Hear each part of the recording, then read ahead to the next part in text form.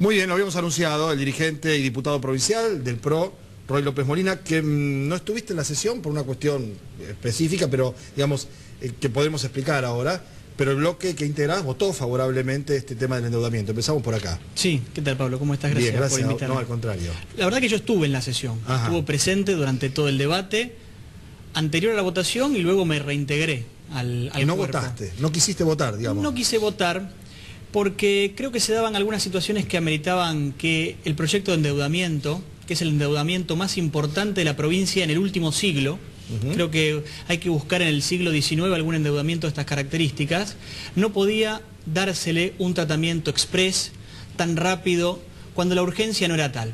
Con lo cual, sin querer obstaculizar la decisión colectiva que habíamos tomado de acompañar lo que tiene que ver con obras importantes para la provincia, no quería con mi presencia avalar lo que creo que el socialismo está intentando hacer con la Cámara de Diputados de la provincia. Ahora, sin embargo, el bloque, sin su concurso, no hubiera podido aprobar esta ley. Es decir, sin la participación de los legisladores del PRO, más los 3 del peronismo, la ley, la media sanción de diputados no salía. En realidad ellos tienen mayoría para acompañarlo. Tienen 28 diputados, que salvo el bloque de Giustiniani no votó, Burger no. Pero el resto tenía. Ese es el problema de la Cámara de Diputados hoy. ¿Te acuerdas cuando muchos criticaban la escribanía de Cristina Kirchner en el Congreso Nacional? Bueno, Lifchit está transformando la Cámara de Diputados en una escribanía. Hay 28 diputados que levantan la mano refrendando cualquier deseo del gobernador. No ha sido el caso, porque hubo un par que no lo votaron. Es más, yo creo que las críticas más fuertes fueron las del propio Giustiniani, ¿no? Es el único que hoy se muestra díscolo. Bien. Pero que en la mayoría de los casos no permiten a aquellos que formamos parte de la oposición acercar propuestas. Igualmente, este endeudamiento se inscribe en lo que yo creo que es un buen objetivo. Porque vos te podés endeudar para pagar gastos corrientes, tapar los rojos de una administración licenciosa, y eso entra en un circuito muy complejo. Bien. Endeudarte para hacer obra pública no está mal. Ahora lo que hay que hacer es controlar, haciéndole un seguimiento a que cada una de esas obras que han sido incorporadas en el endeudamiento por 1.000 millones de dólares se termine realizando. Y no solamente que se realice, sino que se realice en el tiempo que están previsto, porque a veces la obra llega, pero llega tarde. Bien. Una de las objeciones desde la oposición que hacía Caballero es que se habían contratado estudios y consultoras para ver el tema de la calificación de los riesgos y demás, que costaron una ponchada de plata, ¿no? Otra objeción que se hace, y yo me sumo a esta fundamentalmente, es que la tasa es muy elevada. Una tasa del 8 y pico %, como lo que tomó Neuquén, que tomó 200 millones, es lo que algunos pueden decir, bueno, es lo que hay en el mercado. No, no es únicamente eso. Los créditos del Banco Mundial, por ejemplo, tienen 3 o 4 puntos menos. Lo que a mí me parece, y acá va la pregunta y quiero tu opinión, es que a quienes nos están mirando, esa diferencia de 1 o 2 puntos no le hace. ¿Qué quiero decir? O te endeudas o no te endeudas. Si te endeudas, pagar el 5% o el 8% es lo mismo. Debe pensar mucha gente con un criterio muy práctico. El tema es si tomás o no tomás deuda. Decidieron tomar deuda, creen que efectivamente eso es importante. Ahora pregunto, ¿cuál es la certeza de que eso va efectivamente a la obra pública? ¿Se sabe que para hacer tal gasoducto, tal hospital, tantos miles de viviendas, tantas escuelas, tantas bibliotecas, eso está expresado? Está expresado en 2 anexos que fueron a pedido de la oposición.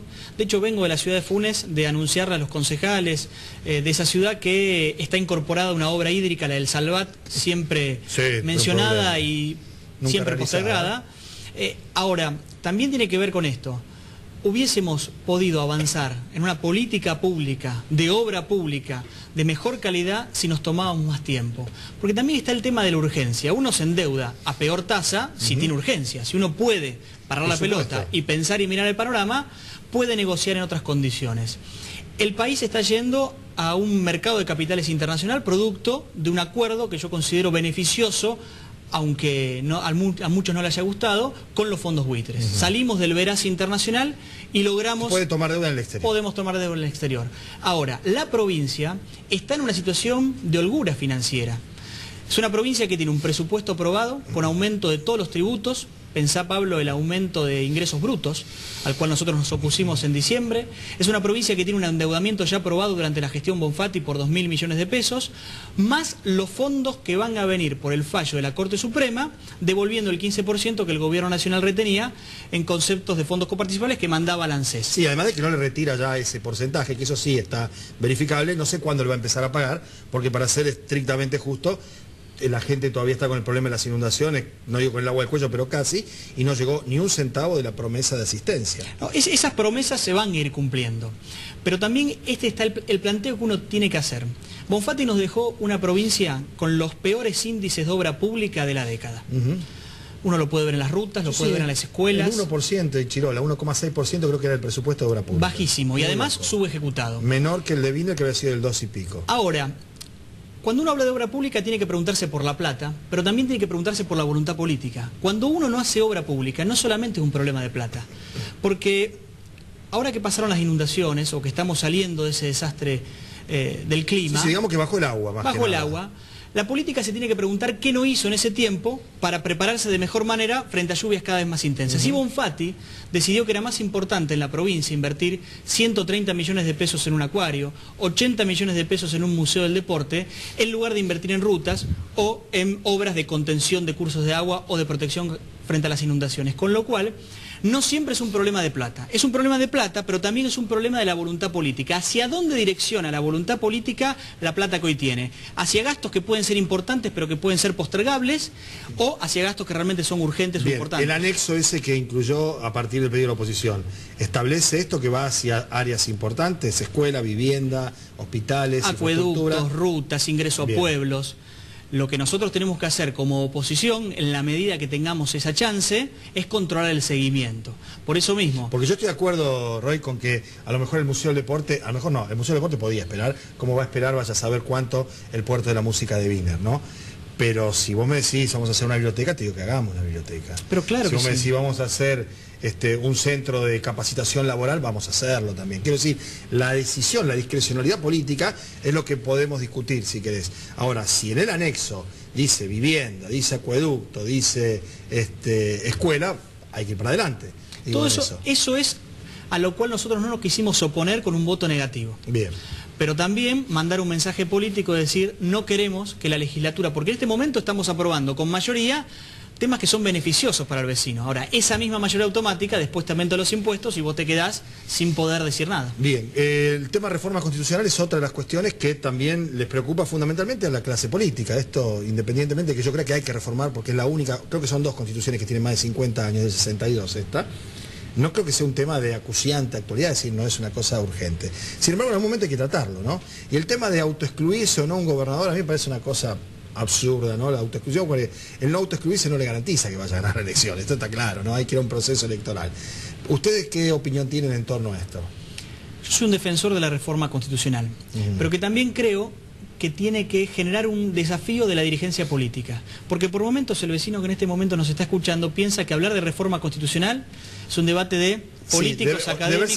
De ver si puede ser otra vez gobernador Lifchi, se reduce a eso. A los intereses de la política. La verdad que no.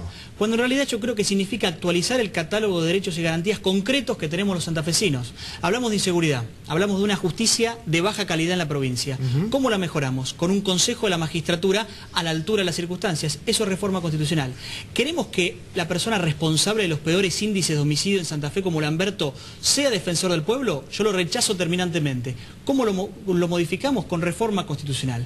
Con lo cual la reforma es necesaria. Y estoy dispuesto a discutir el 99% de los aspectos de nuestra Constitución. ¿Cuál es el uno que no? El uno es la reelección del gobernador. ¿Por qué no la reelección del gobernador? Porque creo que nuestra provincia ha funcionado bien desde el punto de vista institucional, con un gobernador que se queda 4 años y haya sido bueno o mala su gestión, se vaya a su casa. Va a contramano de todo lo que pasa en el resto del país, incluso a nivel nacional, ¿no? Hay la limitación para el cargo de gobernador, porque para intendente puede ser todas las veces que quiera. Yo creo que para diputado y concejales hay algunos que están a perpetuidad casi. Yo creo que hay que incorporar también que los mandatos duren un plazo y se terminen, y no esto de la reelección indefinida. Bien. Pero en ese punto el gobernador hay que dejarlo como está. Algunos me dicen, vayamos al sistema norteamericano, 8 años y nunca más para el cargo. Yo creo que así como está no hay que tocarlo. Si el gobernador Lifchi no cae en el afán reeleccionista de querer atornillarse a la silla del poder, vamos a tener una buena reforma constitucional. Si la reforma constitucional va a girar en torno a los intereses de la corporación política, me parece que allí la reforma es solamente a los efectos de garantizar cómo Lifchi se queda en el poder. Te agradezco que hayas venido, no estos días, la semana que viene o la que sigue, charlamos de política nacional, global, del próximo semestre, que parece que va a pasar todo ahí, ¿no? Hay expectativa, sí. Ojalá sea así. Bueno, gracias por venir, muy amable. Nos vamos a la pausa. Cuando volvamos a hablar, vamos a estar aquí hablando de un tema médico, científico, con gente que realmente vale la pena, ¿no? Que va a participar hoy de una actividad muy importante que se va a dar aquí en la ciudad, en el Círculo Médico, y que tiene además entrada libre, ¿no? Puede ir quien le interese y va a ver que le va a interesar. Ya venimos.